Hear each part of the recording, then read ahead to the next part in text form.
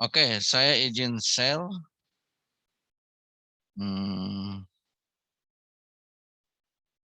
Apakah udah bisa terlihat? Sudah, Pak. Oke, udah bisa terlihat ya. Oke.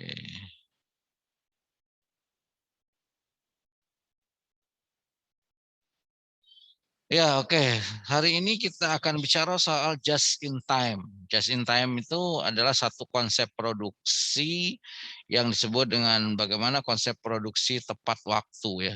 Konsep produksi tepat waktu. Nah, mungkin ini sebetulnya sangat terkait. Ada beberapa metode yang sudah kita pelajari sebetulnya ya di dalam sistem produksi tepat waktu. Jadi saya sampaikan dulu beberapa filosofi tentang konsep produksi tepat waktu.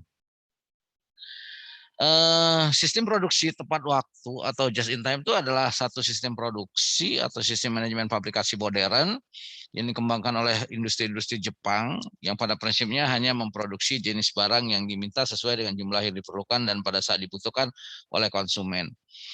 Nah, di dalam konsep lean manufaktur itu artinya kita kembali lagi secara dasar lean manufaktur itu bagaimana kita menghilangkan pemborosan-pemborosan yang terjadi di dalam kegiatan industri, baik industri jasa maupun industri produk. Nah, dalam just in time ini lebih spesifik bagaimana kita membuat satu produksi tepat waktu. Nah, saya kasih gambaran. Mungkin kita pernah mengenal dengan pepatah sedia payung sebelum hujan ya. Nah, dalam just in time itu sebetulnya tidak berlaku sedia payung sebelum hujan itu. Artinya, oh dah kita siapkan dulu material sebelum ada permintaan.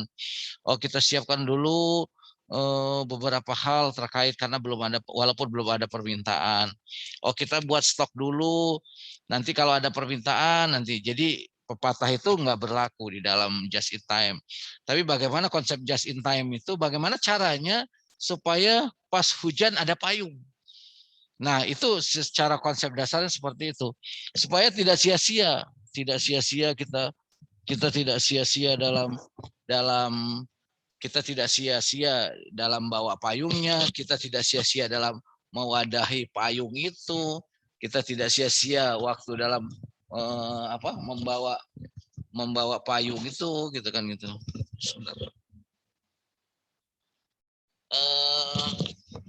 Artinya bahwa kita melakukan sesuatu sesuai dengan kebutuhan, baik jumlah ataupun waktunya. Itu secara mendasar prinsip just in time.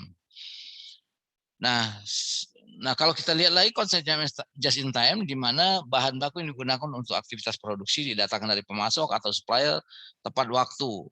Bahan itu dibutuhkan sesuai dengan proses. Artinya ini terkait dengan waktu. Artinya ketika jam 1 kita butuh 200, maka jam 1 datang. Ya kan gitu. Jam 4 kita butuh 100, jam 4 dia datang gitu. Nah, ini memang di dalam konsep ini sebetulnya satu konsep yang sangat ideal. Kalau ditanya, memungkinkan nggak sih Pak? Kita kira ini bisa diimplementasikan di dalam kegiatan produksi. Paling tidak kita harus mengambil spiritnya. Ngambil spiritnya bahwa kita akan melakukan seluruh aktivitas produksi, semua bahan yang datang dari pemasok didatangkan sesuai dengan jumlahnya, dan dia akan datang dengan waktu yang sudah ditentukan, waktu yang dibutuhkan. Jadi bukan, oh kita butuhnya jam 10, tiba-tiba barang sudah datang umpamanya jam 4 pagi gitu. Yang dia harus nunggu, dia harus menyiapkan tempatnya, padahal barang belum dibutuhkan. Sehingga berapa banyak space yang harus kita siapkan buat parkir, berapa banyak waktu yang harus kita siapkan untuk mempersiapkan, padahal belum dibutuhkan. Nah, artinya ketika barang datang belum dibutuhkan, itu menjadi sebuah pemborosan. Ya kan, karena belum waktu dibutuhkan, itu merupakan pemborosan ya. Oke. Nah, secara keseluruhan filosofinya just in time itu adalah di mana seluruh sumber daya, bahan baku, suku cadang, personal atau man-nya gitu, dan segala fasilitas yang dipakai, semua fasilitas yang akan digunakan itu sebatas yang dibutuhkan. Jadi kalau kita butuh jumlahnya hanya 100 dalam waktu 2 jam, ya kita cukup di 100 saja. Begitu juga kebutuhan orang, kebutuhan spare part atau fasilitas-fasilitas apapun yang terkait dengan kegiatan produksi itu bagaimana dibuat sesuai dengan kebutuhan. Ya, artinya apa? Untuk mendapatkan produktivitas yang tinggi, ya. Ya kan gitu. Untuk meningkatkan produktivitas tentu kita akan melakukan pengurangan pemborosan di mana-mana, ya kan. Jadi kalau kita lihat, kalau dalam just in time didasarkan konsep arus produksi yang berkelanjutan mensyaratkan setiap bagian proses produksi bekerja sama dengan komponen-komponen lainnya. Artinya setiap bagian produksi itu harus bekerja sama dengan bagian-bagian lain. Tadi kita mau membuat produk umpamanya satu jenis produk. Untuk membuat 100 produk itu kita butuh berapa jam dan dibutuhkan berapa orang. Nah, sehingga kita harus kerjasama dengan personalia, kita harus lalu pengadaan barangnya berapa lama, berapa banyak, kita kerjasama dengan purchasing dan seterusnya dan seterusnya. Ini artinya untuk melaksanakan just in time itu tentu saja butuh koordinasi yang intens antar bagian-bagian yang terkait, ya kan. Jadi nggak bisa bekerja secara sendiri-sendiri. Bahkan termasuk bagaimana juga kerjasama dengan supply chain-nya, ya, dengan pemasok dan lain sebagainya. Oke, lanjut. Nah tadi kita kembali lagi bahwa just in time itu adalah filosofi manufacturing untuk menghilangkan pemborosan, baik waktu dalam total proses pembelian sampai proses distribusi. Jadi kalau kita bicara soal waktu di dalam proses kegiatan produksi itu kan ada lead time, ada cycle time, ya kan, ada take time, ya kan gitu. Dan itu harus kita buat seoptimal mungkin. Jadi artinya waktu yang dibutuhkan bisa lebih pendek, jumlah orang yang akan mengerjakan bisa lebih sedikit, tapi jumlah produk bisa jadi lebih banyak sehingga produktivitasnya tinggi. Ya kan. Nah, tadi bahwa segala sesuatu jadi segala sesuatu yang akan menjadikan pemborosan, ya pemborosan kita tahu, kita sepakat ya, pemborosan itu adalah segala sesuatu yang tidak ada nilai tambah, ya kan gitu. Itu harus dihilangkan. Segala sesuatu yang tidak punya nilai tambah itu harus dihilangkan. Ya, jadi sederhana saja. Apa sih yang disebut dengan pemborosan? Adalah semua hal yang tidak memberikan nilai tambah itu adalah pemborosan. Iya kan gitu. Umpamanya kita membawa produk jaraknya dekat, jauh, berbelok-belok, nggak akan mempengaruhi kualitas. Oh, berarti itu pemborosan kalau kita tidak efektif. Kita itu harus diefektifkan. Kayak seperti itu ya. Proses mau 2 kali proses, 3 kali proses, 4 kali proses, tapi tidak ada nilai tambahnya, ya kenapa nggak dibuat proses sesingkat mungkin saja, ya kan gitu. Nah, sekali lagi intinya bahwa pemborosan itu adalah segala hal yang tidak memberikan nilai tambah pada produk itu adalah pemborosan. Nah, ada 4 konsep pokok yang harus dipenuhi dalam melaksanakan just in time. Ini tolong diingat, ada 4. Pertama adalah produksi just in time adalah memproduksi apa yang dibutuhkan hanya pada saat dibutuhkan dan dalam jumlah yang diperlukan. Jadi kita perhatikan dulu, untuk implementasi just in time secara waktu, artinya kita membuat sebuah produk sesuai dengan kebutuhan, baik secara jumlah ataupun secara waktu. Umpamanya saya butuh 100. Waktunya berapa lama? 2 jam. Maka kita harus buat 100 dalam 2 jam. Oh, saya butuh 50. Dibuat berapa? Dibuat 1 jam. Maka kita harus buat produk sesuai dengan kebutuhan dan waktu yang diperlukan. Yang pertama itu.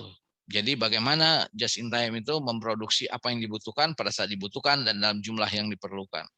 Jadi kita harus tepat waktu, tepat jumlah, ya. Yang kedua, otonomasi merupakan suatu unit pengendalian cacat secara otomatis yang tidak memungkinkan untuk cacat mengalir ke proses berikutnya. Jadi bagaimana dibuat dalam pengawasan dalam pengawasan cacat, dalam pemeriksaan produk cacat itu dibuat secara otomasi. Sehingga kita tidak buang-buang waktu dan informasi jumlah cacat itu cepat diketahui dan antisipasi terhadap pengatasan kalau ada produk defek atau cacat itu akan lebih cepat. Sehingga dibuat bagaimana mengendalikan cacat itu secara otomatis.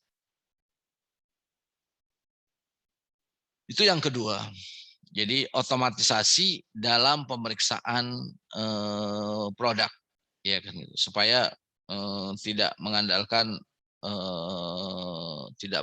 orang ya. Orang itu artinya tidak mengandalkan orang secara manual harus ngecek dulu, tapi dibuat otonomasi atau dibuat otomasi. Nah, yang kedua itu. Yang ketiga, tenaga kerja fleksibel maksudnya adalah mengubah jumlah pekerja sesuai dengan fluktuasi permintaan. Nah, jadi bagaimana dibuat tenaga kerja itu fleksibel? Salah satu contoh umpamanya setiap orang dalam proses assembling itu harus fleksibel.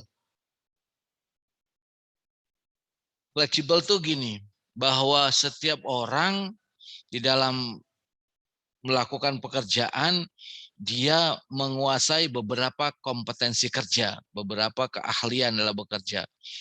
Ya, contoh kalau di pabrik itu seorang itu tidak hanya mengetahui satu stasiun kerja, atau tidak hanya mampu melaksanakan satu SOP kerja, ya kan gitu. Tapi dia harus mampu katakanlah mampu melakukan beberapa SOP.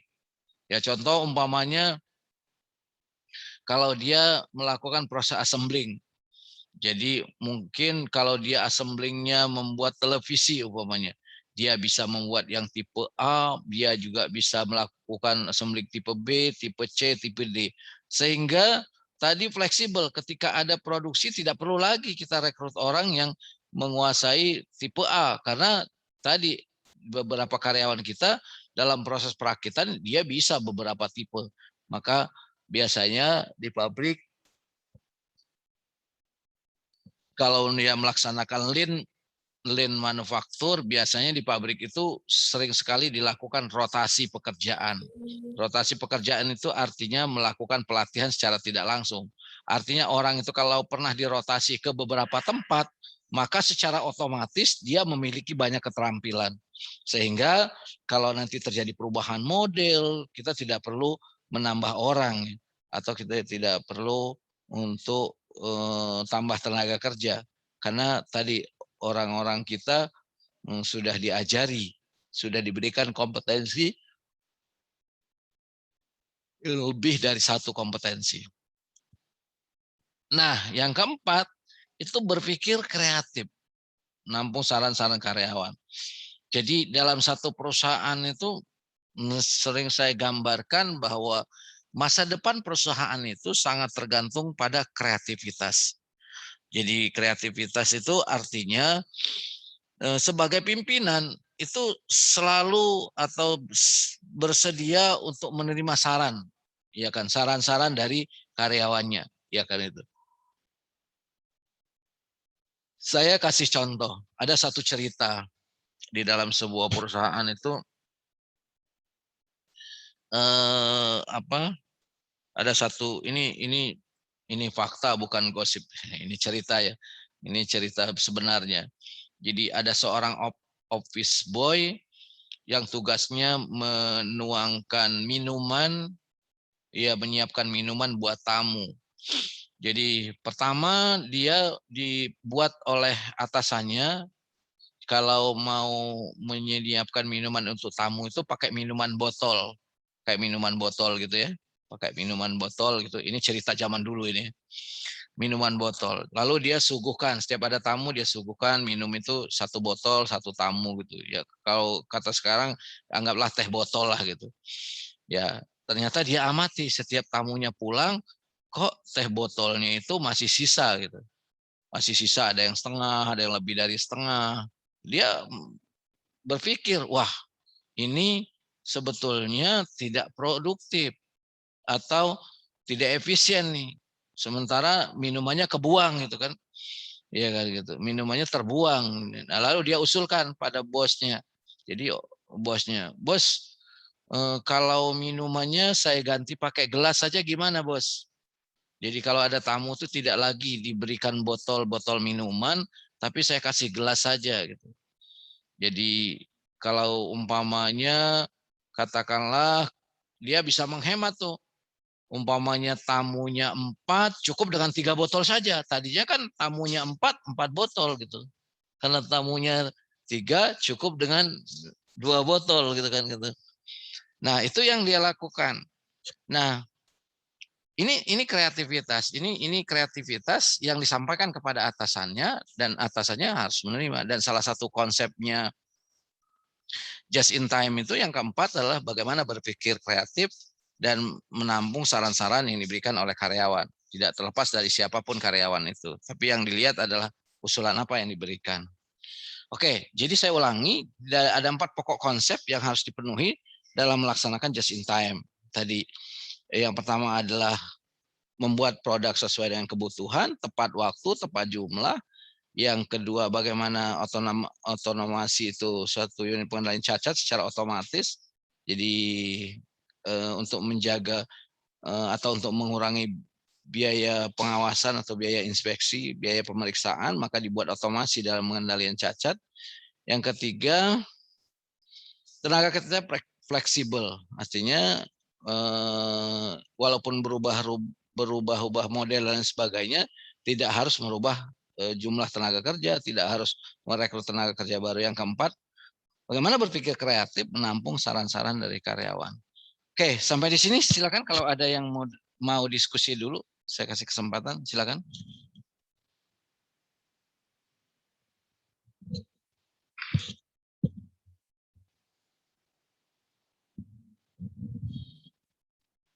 Silakan kalau ada yang mau tanya dulu.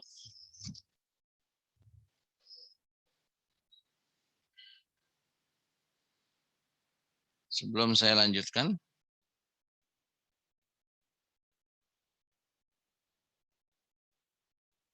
Oke, kalau gitu saya lanjutkan.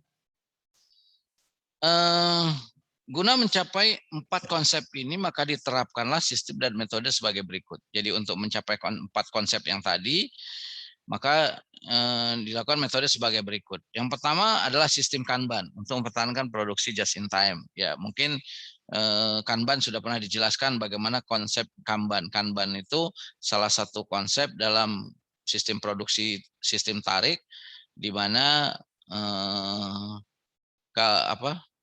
diberikan kartu sebagai perintah kerja atau perintah logistik dan lain sebagainya.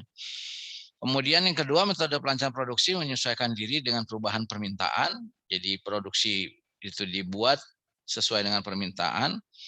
Kemudian bagaimana mempersingkat waktu, memperpendek waktu penyiapan, mengurangi waktu pesanan produksi. Jadi lead time-nya, persiapannya bagaimana dipercepat, dibuat lebih cepat. Kemudian dibuat juga tata letak proses kerja fungsi ganda untuk konsep tenaga kerja yang fleksibel. Jadi tata letak, bagaimana alat produksinya supaya kalau terjadi ganti model dan sebagainya lebih fleksibel, lebih mudah dilakukan. Kemudian aktivitas perbaikan lewat kelompok kecil dan sistem saran untuk meningkatkan moral tenaga kerja. Ya, aktivitas perbaikan lewat kelompok kecil artinya di setiap perusahaan harus melakukan perbaikan, melakukan improve. Improve itu harus dibuat mana? Dibuatlah kelompok-kelompok kecil di dalam perusahaan. Ada yang menyebutnya gugus kendali mutu, ada yang menyebutnya QCC, Quality Circle Control, ada yang menyebutnya apalagi ya, tim kreatif, tim yang kreativitas atau apalah namanya, iya kan gitu. Dan ini mutlak. Itu karena apa? Karena perusahaan tuh harus berkembang melalui kreativitas dari karyawan yang ada di kelompok-kelompok kecil tadi, ya kan gitu. Yang disebut dengan kaizen atau apa continuous improvement yang mungkin yang awal-awal kita sudah pernah bahas ya. Oke, kemudian sistem manajemen fungsional untuk mempromosikan pengendalian mutu seluruh bagian perusahaan. Nah, kemudian berikutnya elemen just in time itu apa saja? Jadi ini banyak sekali elemen just in time yang sebetulnya bisa konsep yang bisa dilakukan, tapi nanti saya akan jelaskan beberapa hal saja yang agak detail ya. Jadi elemen just in time itu ada bagaimana pengurangan waktu setup. Jadi yang paling dasar dulu, pengurangan waktu setup. Karena waktu setup itu kalau terlalu lama kan jadi pemborosan. Yang mau produksi, waktu produksinya 3 jam, tapi setupnya 1 jam. Kehilangan waktu setup. Apalagi tidak memberikan nilai tambah. Hal-hal seperti ini kan kita harus hilangkan. Produksi tanpa kerusakan mesin. Ya, bagaimana kita mau bagaimana mesin beroperasi tanpa kerusakan? Bisa nggak? Nanti kita coba belajar konsepnya. Tanpa kerusakan mesin. Jadi jangan sampai lagi enak-enak produksi mesin rusak kan gitu. Sehingga breakdown dan lain sebagainya. Kemudian peranan operator ya. Operator tuh punya peran ya. Ya kan gitu. Operator tuh adalah walaupun di pabrik dia level paling bawah tapi peranannya sangat penting. Ya kan gitu. Bahkan kalau kita mau jujur, kalau kita bekerja di satu perusahaan itu kita digaji oleh operator. Ya kan, kita digaji oleh operator. Yang dihitung produksi itu kan hasil kerjanya operator. Umpamanya pabrik TV bikin 2.000, satu hari produksi kita 2.000. Yang menghasilkan 2.000 siapa? Operator. Mereka yang bisa bekerja secara langsung. Kalau operatornya kurang 200 di satu bagian, maka kita nggak bisa mendapatkan hasilnya secara langsung. Jadi punya peranan operator tuh luar biasa sebetulnya. Ya kan gitu. Jadi kalau Anda jadi manajer di perusahaan itu, yang gaji Anda sebetulnya operator. Karena hasil dari operator itulah yang buat gaji kita. Ya kan gitu.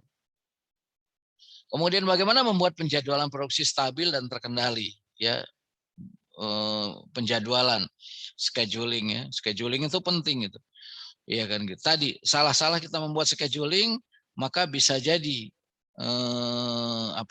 just in time tidak apa ya, tidak terimplementasi dengan baik. Padahal just in time itu tadi bagaimana kita membuat segala sesuatu tepat waktu, tepat jumlahnya kan gitu. Nah, sementara kalau jadwalnya tidak tepat, berarti nggak tepat jumlahnya, nggak tepat waktunya. Aliran produksi lancar, ini terkait dengan layout. Ya layout mungkin saya tidak akan jelaskan secara panjang lebar. Kemudian bagaimana produksi tanpa cacat, ya kan gitu. Yang tadi katakan bahwa produksi tanpa cacat, bagaimana kita membangun kualitas di dalam proses kan gitu. Nah, hubungan yang harmonis dengan pemasok, nah ini penting ya. Iya kan gitu. Just in time itu kita tidak bisa dilaksanakan kalau tidak punya hubungan harmonis dengan pemasok. Kita pengen bagaimana caranya pemasok kirim barang tepat waktu. Iya kan gitu. Ya ini kalau hubungan nggak harmonis dengan pemasok, pemasok ngasal aja. Iya kan. Kita butuh jam 10, dia kirim jam 5. Kita butuh jam 1, dia kirim jam 2 kan gitu. Kan bisa kacau kegiatan produksi. Ya kan ini dibutuhkan hubungan yang harmonis dengan pemasok. Kemudian sistem Kanban. Nah, ini sudah dijelaskan secara detail oleh Mas Ambar terkait dengan sistem Kanban. Oke, kita akan mulai tadi bagaimana mereduksi waktu, mengurangi waktu setup, reduksi waktu ya kita lihat. Nah, terutama untuk menangani setup. Nah, setup ini kan sebetulnya lama atau sebentarnya setup itu tidak ada nilai tambahnya.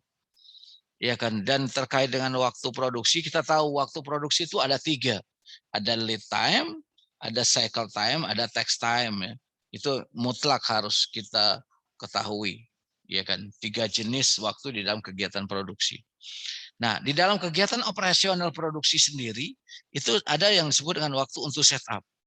Ya kan, bisa jadi setiap pergantian model, bisa jadi setiap awal kerja, bisa jadi setiap mesin habis diperbaiki, dan lain sebagainya.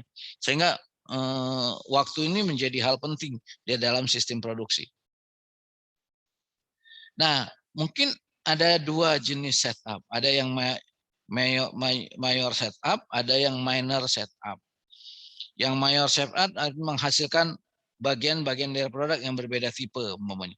Yang minor setup menghasilkan bagian-bagian produk yang memiliki kesempatan atau kesamaan dari tipe. Jadi kalau tipenya sudah berbeda, ya kan gitu. Tipe udah beda umpamanya kita mau ganti dari tipe A ke tipe B.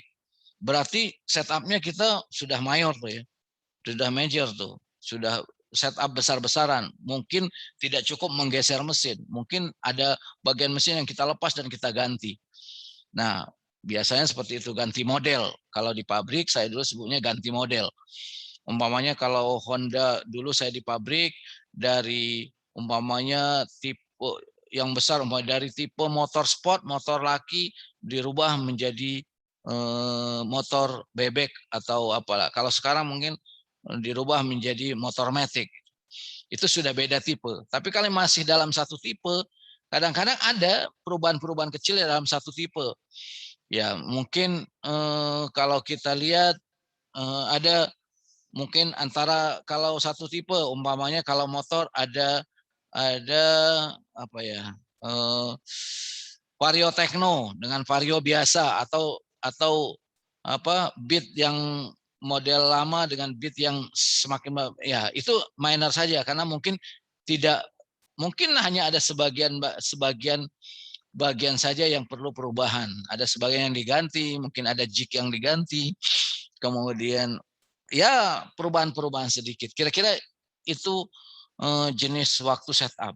Tentu saja major setup, major setup dengan minor setup itu berbeda secara waktu.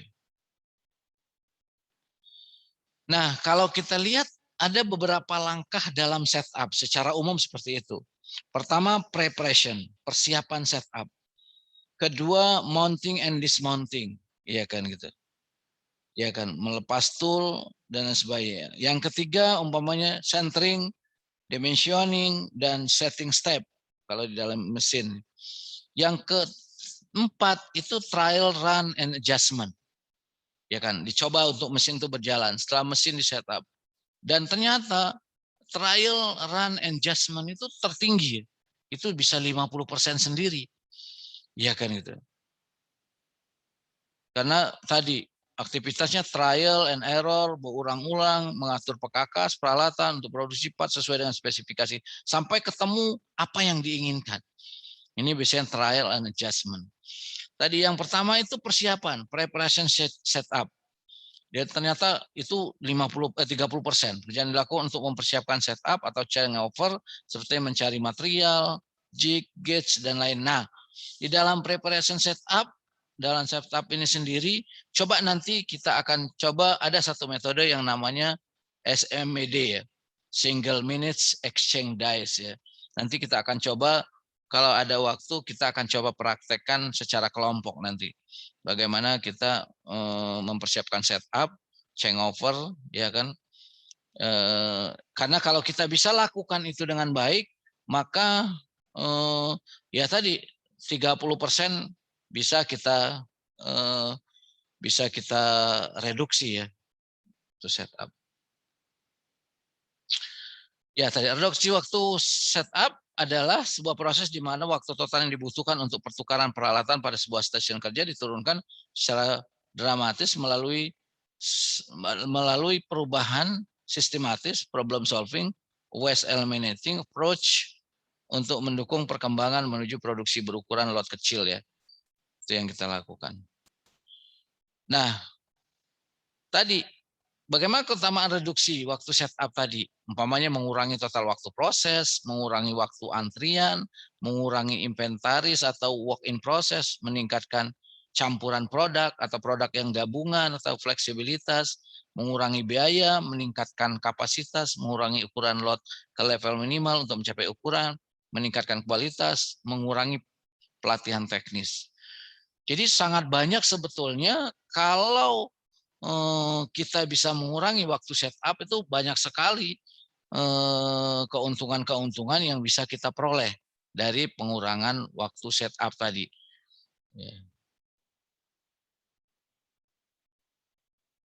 Ya, nanti kita akan coba ada namanya minute exchange dies, ya kan single minute exchange dies ya. Ini kurang singkat. Merupakan salah satu metode untuk mereduksi waktu muncul Singo sebagai salah satu founder dari Toyota Production System dan konsep ini dikenal di negeri lain sejak tahun 1974 di Jerman Barat ya. Jadi SMED ini salah satu konsep dalam mengurangi waktu dalam setup atau exchange exchange di sini exchange dice ya. Dice itu cetakan ya dalam mungkin mereka terapkan dalam proses sheet metal ya. Oke.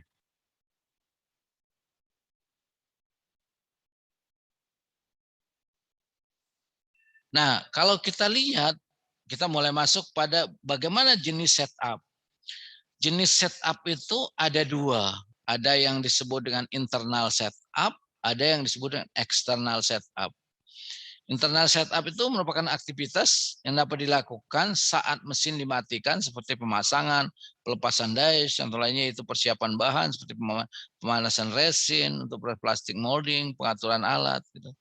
Itu adalah internal setup merupakan aktivitas. Sementara external setup adalah aktivitas yang dilakukan saat mesin berjalan sebelum mesin berhenti atau saat memproduksi barang.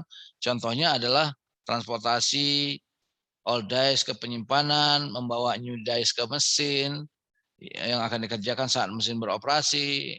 Ya contohnya menyiapkan baut yaitu dengan menentukan atau saya kasih contoh yang sederhana. Ketika kita akan ganti lampu lah ya. Kalau kita mau ganti bohlam di rumah kita, ada dua kegiatan itu. Ada internal setup dan ada external setup. Internal setup itu tadi kegiatannya apa? Kegiatan dilakukan saat mesin dimatikan. Jadi kalau internal, kalau lampunya udah dimatikan, ya membuka lampu yang lama, memasang lampu yang baru, ya kan gitu ya. Itu sebetulnya kegiatan internal. Artinya langsung lampu aktivitas langsung dilakukan ketika lampunya dimatikan, sudah dimatikan. Tapi ada eksternal setup, aktivitas yang dilakukan saat mesin berjalan. Jadi lampunya sebelum lampu dimatikan, kalau kita mau ganti bohlam, kita ambil tangga, beli lampu, ya kan, ambil kalau kita mau lap, ambil lapnya kan gitu. Ya kan, ngelap bohlam yang lama atau ngelap bohlam yang baru. Karena kegiatan-kegiatan itu tidak mengganggu operasional. Ngambil tangga kan nggak perlu lampu dimatikan. Ya kan kita karena nggak ada hubungannya karena itu kegiatan eksternal. Nah itu kira-kira contoh dari cuman kadang-kadang kita tidak sadar kita mau ganti lampu baru ngambil tangga lampunya udah dimatiin. Nah kalau di dalam kegiatan di mesin kalau lampu itu diilustrasikan sebagai mesin produksi rugi dong. Belum kita apa-apain kok belum kita bongkar, belum butuh ini, tapi mesin udah kita matikan. Padahal kita baru ngambil tangga, ngambil lap, baru beli lampu, ya kan gitu. Ya sebetulnya kalau ditanya berapa lama kamu ganti lampu itu, umpamanya, wah saya ganti lampu itu lama tuh, 10 menit, kok lama banget? Ya kan beli boklamnya, ambil tangganya di mana, kan gitu kan gitu. Padahal kegiatan eksternal itu harusnya tidak mengganggu produktivitas karena kegiatan eksternal itu tidak berhubung langsung dengan objek yang akan kita perbaiki. Ya kalau kita beli lampu, ambil tangga kan nggak perlu lampunya dimatikan, lampu tetap masih bisa dipakai. Itu kira-kira gambaran dari jenis setup yang nanti kita akan coba dengan metode SMED. Nah, ya, langkah mengurangi waktu setup. Bagaimana kita mengurangi waktu setup? Ya tadi. Jadi kalau kita bicara mau ganti lampu butuhnya 10 menit, harusnya enggak sampai segitu. Kalau kita bisa pertama memisahkan pekerjaan setup yang harus diselesaikan selagi mesin berhenti atau internal setup, ada pekerjaan yang dapat dikerjakan sebagai mesin beroperasi atau external setup. Mengurangi internal setup. Nah, internal setup tadi bisa kita kurangi dengan mengerjakan lebih banyak eksternal. Jadi semakin banyak pekerjaan eksternal akan semakin bagus. Karena pekerjaan eksternal tidak punya keterkaitan dengan produktivitas daripada mesin tadi itu. Nah, kalau kita sudah pisahkan antara pekerjaan eksternal dan internal, iya kan gitu. Nah, yang internal masih bisa nggak kita ingat tadi kreativitas dalam just in time itu salah satunya adalah kreativitas karyawan. Kita berkreatif lagi yang sudah internal. Nah, internal yang menjadi fokus kita. Yang sudah internal itu bisa nggak sih kita kurangi lagi waktunya? Ya kan gitu. Kalau tadi masang boklam itu bisa nggak sih lebih cepat? Ya kan gitu. Bisa nggak masang boklam itu pakai alat sehingga begitu ditempel langsung muter sendiri lebih cepat? Mungkin nggak? Karena itu sangat pengaruh dengan